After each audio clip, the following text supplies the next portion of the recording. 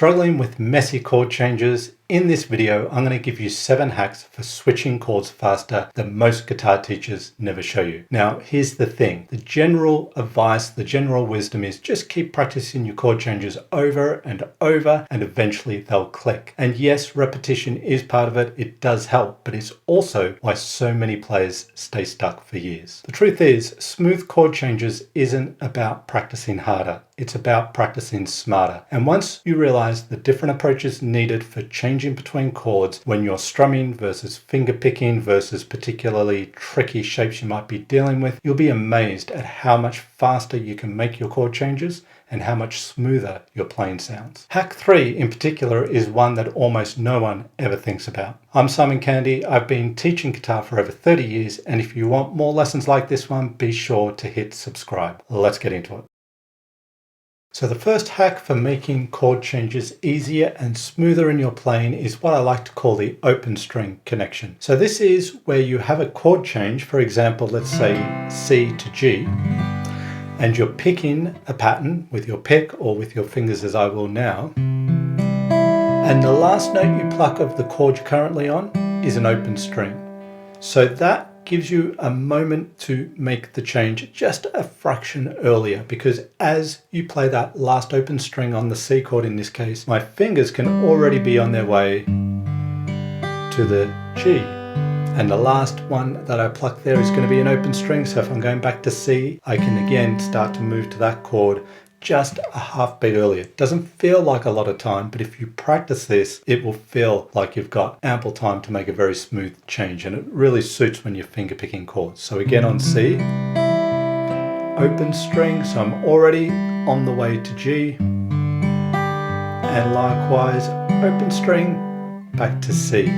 So you'll want to practice it slowly and deliberately, but it will all flow nicely if you do that. And here's one more example with the open string connection. So let's say I play a little A minor add 9 to an E minor chord here. Some nice big open sounds. And so if I was plucking on the A minor add 9, I've got the open first string to give me time to get to my E minor, and likewise getting back to A minor. Add 9. But do you notice here there's a double open string connection, if you like, because the last note I play on the A add 9, A minor add 9, is open, and the first note I play on my E minor, open. Same thing on E minor. I get an open string and also the open string of the A minor if I'm returning to A minor, that is, okay? So you've got even more time to sort of pad out the change here when you've got open strings to finish a chord and begin the next chord. If you like the sound of that A minor add 9 to E minor, then I've put together an ebook called Simple Ways to Create Stunning Fingerpicking Music Even as a Beginner that goes into that sort of way of playing chords on guitar in great detail. So I'll leave a link for it in the description below this video. But sometimes you can't rely on the open string connection alone. What if you want a note to really sustain over into the next chord? That's where hack 2 comes in. So a lot of the common sort of advice you get on chords is to make sure all your fingers come down onto the chords at the same time. Now this is good in some situations, and we're going to see that a little later on. But sometimes you want the notes to sustain over into the next chord. And so this means you need to kind of layer your fingers down onto the next chord as opposed to having them all arrive there at the same time. So let me show you what I mean with an example here. We're going to change from an A minor to a G chord. What I'm going to do is I'm going to pick on the A minor, and the last note I play is this open string. Now, if I just went straight to my G chord and put every finger down, I kill that note I just played over the A minor chord, right, like this. And then it deadens as I go to play my G. It doesn't sound horrible, but to my ear it sounds better if that note sustains over the G. So what I do is I play A minor, and when I go to G, I just put the root note down until I need this note on top. Okay, I'm not going to put it down until I need it. That way the note that is sustaining on that string continues to sustain across the A minor to G chord. Okay, so let me show you again with A minor to the G, and then I'll put it on. Same thing here, the last note I play on G is open second string, I go to A minor. If I form the full shape, I kill this note. Sometimes you want to do that. Other times you don't want to do that. Okay, so going from G, when I go to A minor, I just put these two on. And you can hear that open B ringing through right here. And then when I need it, only right up until the point where I need it, I add my first finger back down to play A minor, and again, G. Hear the notes ringing through and over. Right? Beautiful sound, more sort of sustained. If I didn't do that, it'd sound more like this.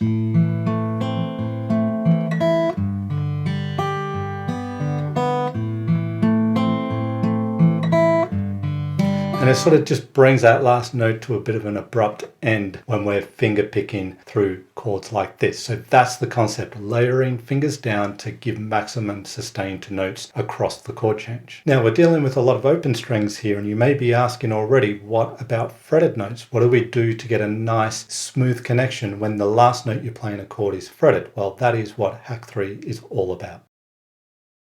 So hack 3 is what I like to call carrying a note over. This is going to deal with getting a smooth chord change when the last note you pluck is a fretted note, not an open string. So let's say I'm going to play from a B7 open chord to a D open chord. I'm going to pluck up my B7,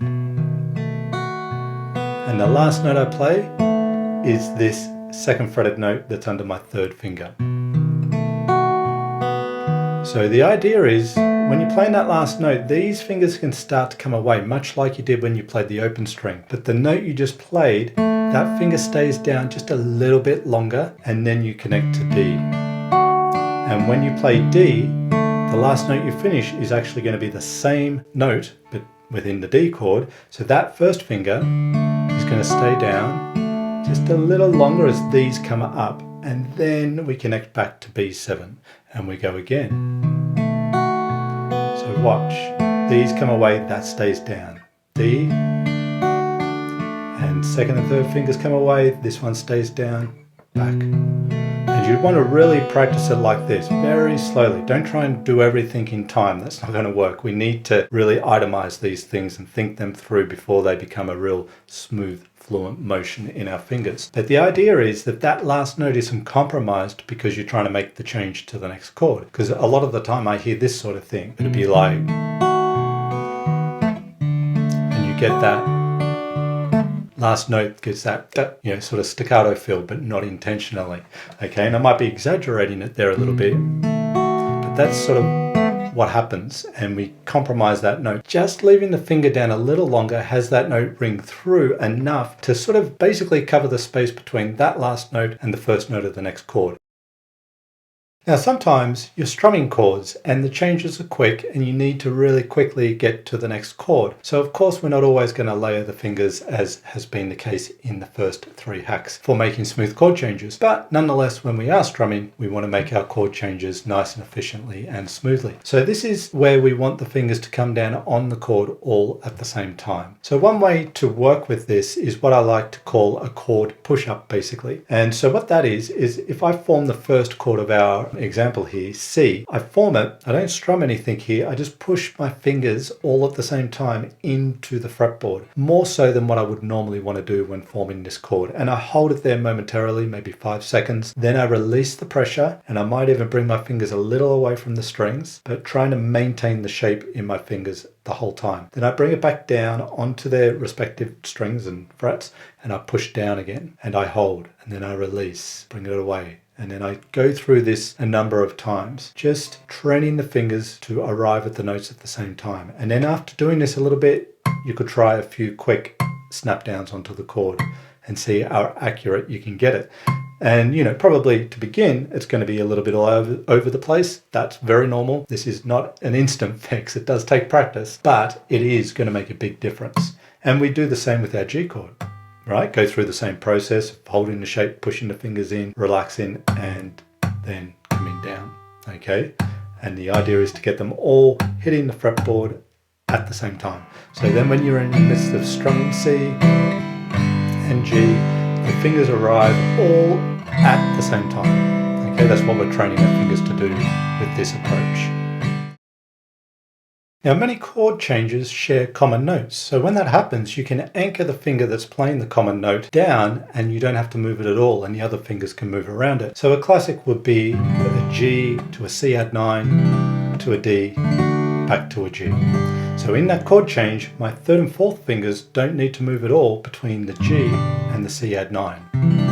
Okay, so there'd be no point taking those off if you're only going to put them right back down. So you can go from G to C add 9. And then when you go to D, the third finger stays on also for the D chord, and then back to G. There's many songs written with those three chords, and you can see that third finger stays down throughout the whole thing. But as I said, it's not always obvious, and one that sort of illustrates that point is if we go from a G to a B minor root 5 bar chord. Okay, you might think, yeah, no common fingers there, but there is, and that is the first finger. That B note in G is the root note for our B minor. Now it is going to have to come from sort of being more on the fingertip to barring, so there is a shift in your arm to position yourself for the B minor bar chord. But that still anchors down the change. It still instigates, gives you a focal point to make the change. So you're going from G, keep the first finger on, move it around, bring these fingers down. And then if you're going back to G, same thing. So that first finger doesn't really need to leave the fret. Now sometimes chords share the same finger formation even if it's not obvious at first glance. So for example, if I have a chord progression that goes from A minor to E to D minor back to A minor, now it might be obvious to you that A minor and E minor share the same formation, so that's something to latch onto there to make that chord change easier. However, it's basically the same formation for a D minor as well. It's just that the third finger moves up a fret, but if I move that third finger down, I'd have the same shape I have for A minor and E. It's just for D minor, that third finger goes up a fret. So the point is that when I go from an E minor to that D minor, I'm not thinking of this whole new shape. I'm seeing that my fingers keep their same basic formation with a slight alteration with the third finger when I get to D minor, and then back to E or back to A minor, whatever you want to do there with those chords. So that's one example of keeping the same formation. And even if you look at the first and second fingers in these chords, they're evident in the C chord as well, or the G chord. So to a slightly lesser extent, you see the same sort of formation with the first and second fingers between the C, G chords as you have with E, A minor and D minor. So these things really help when making smooth chord changes. Hack 7 is all about where you have a finger stay on the same string between any two chords, and this happens often, and like the common finger, sometimes it's not obvious to you, and it can really help anchor a change down. If I have an E major open chord and I want to change to a C sharp minor bar chord, which is a very common change in the key of E, you might notice that that third finger doesn't need to leave the fourth string, because when you're playing the C sharp minor, that third finger is on the fourth string. Now, that doesn't mean keep the pressure on the finger as you move up, because you're going to hear this noise that you don't want to hear, right? So you do relax it, but you realize it doesn't have to come too far away from the fret or from the string at all. It can still kind of maintain some sort of contact, or maybe just above the string, and then it's going to help connect you to the next chord change, being the C sharp minor. So E major, third finger, yes, relax it, but keep it close to the fretboard if not on the string, and then connect to C sharp minor. So that's one example there, right? Common string. Now here's another one. If I go from an A to a D, talking about how we fretted the A before with the first finger in the middle there. Well, first off, there's a common note, that is that first finger. It doesn't need to come away at all when going to D. Okay, but further to that, and what's relevant to our hack here, is the third finger doesn't need to come off, it just slides up the fret, and then the second finger goes on. Take the second finger off, third finger slides down, second finger goes back on to complete the A chord. That first finger will move within the fret a little bit to accommodate the second and third fingers for the A chord, and then move up a little bit in the fret for the D, but it doesn't leave it. And more the point that we're making here, this third finger only has to move up 1 fret. Okay, it stays on the string. So these are the things that make it easier to make these chord changes and will lead to you being able to make very smooth, simple chord changes. So those are the 7 hacks. Any one of those is going to make your chord changes smoother, but the real power is when you combine them for the situation you find yourself in. So we had, of course, the open string connection. We were layering fingers down to sustain notes over a chord. We were looking at carrying notes over for a smoother chord change. We looked at common notes between chords. We looked at common formations. We looked at common strings. We looked at snapping the fingers down. All of these things combined will make for smooth chord changes whatever situation you find yourself in. So let us know how you went with these 7 hacks for smooth chord changes in the comments below this video. I would love to hear. Are there any that I have not mentioned here that you found helpful? Which ones that we did work through were you unaware of in the first place? Would love to hear. Let me know in the comments below the video. If you're ready to make your finger picking sound beautiful, even if you're just getting started out, then check out this ebook, Simple Ways to Create Stunning Finger Picking Music even as a beginner. Inside, you'll learn simple tricks to make the vamps and progressions you play on guitar sound rich and captivating. You'll learn easy finger picking patterns that will build confidence in your playing and simple ways to extend chords for that pro sound. I'm talking about chords like some of the ones that we saw in today's video. We had this beautiful A minor add 9 chord. We had this beautiful E minor chord. You know, really simple to play. These are no harder and in a lot of the cases simpler than some of these standard open chord shapes. So that's the type of thing this ebook will introduce you to and train you on. You also get videos and tablature for every example presented throughout the ebook so you can see and hear how everything works. So click the link in the description below and get your copy of Simple Ways to Create Stunning Fingerpicking Music even as a beginner today. If you like this lesson, then hit subscribe and ring the bell. That way you won't miss the next one. Be sure to check out the video on your screen now where I show you how to create beautiful music using just 2 chords on guitar. I'm Simon Candy. Thanks for watching and I will see you in the next video.